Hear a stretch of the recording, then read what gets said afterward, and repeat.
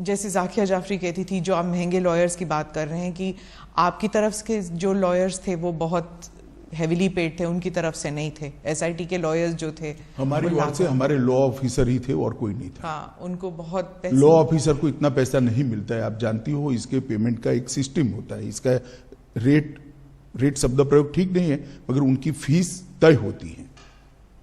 और कई सारे इतने गलत बातें कि फायरिंग में सिर्फ मुसलमान मारे गए। कोर्ट ने आज ये भी नकार दिया कि ऐसा नहीं हुआ है।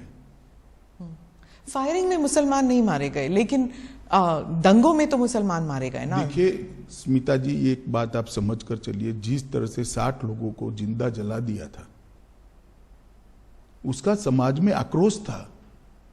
और जब तक दंगे नहीं हुए तब तक किसी ने इसका क्रिटिसिज्म भी नहीं किया, एक्सेप्ट भारतीय जनता पार्टी।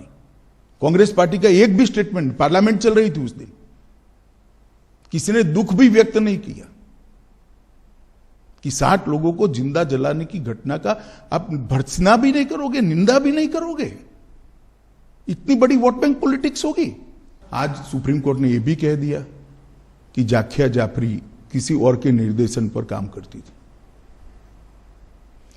कई सारे विक्टिम्स का एफिडेविट एनजीओ ने साइन कर दिए, विक्टिम को मालूम ही नहीं है।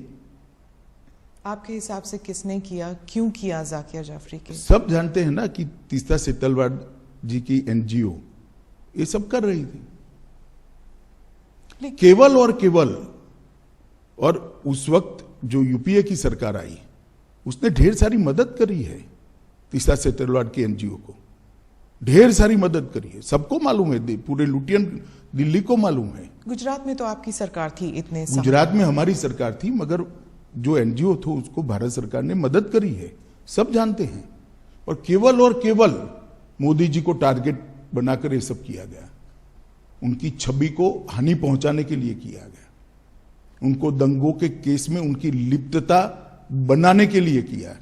मगर सत्य को कुछ नहीं होता है। ये लंबी लड़ाई मोदी जी ने बहुत धैर्यपूर्वक सारी वेदनाओं को, वो विष को हजम करते हुए लड़े, और आज चमकते सूर्य की तरह सत्य बाहर आया है। मोदी जी जीत कर बाहर आए हैं। भारतीय जनता पार्टी के दंगों का कोई आरोप नहीं रहता। और मैं पूछना चाहता हूं, जो हम पर लगाते हैं, उनके शासन जहां जहां रहे हैं वहां दंगे नहीं हुए हैं क्या? उत्तर प्रदेश का वो इतिहास उठाकर देख लीजिए। पर कभी लेबल नहीं लगा किसी पर। लेबल लगाया नहीं आप लोगों ने, लेबल हमने थोड़ी ना लगाया है। लेबल फैक्ट के आधार पर थोड़ी ना लगा है। आप भी नहीं लगा पाए एज अ पॉलिटिकल पार्टी? हम करते ही नहीं, हम करना भी नहीं चाहते। हम क्यों किसी पर लगाए लेबल? दंगों का पॉलिटिकल उपयोग करना ही नहीं चाहिए। गुजरात में जब भी इन्वेस्टमेंट समिट होता था, हर अखबारों में दंगों पर आर्टिकल आ जाते थे। 10 साल तक, 12 साल तक कंटिन्यूअस आए। मोदी जी जब भी विदेश जाते थे, उनको एम्ब्रेस करने के लिए विदेश के अखबारों में आर्टिकल छपाए गए। एक व्यक्ति को परेशान करने के लिए कैसा हो सकता है? मुझे तो लगता है आप जैसे व्यक्तियों ने थीसिस लिखना चाहिए।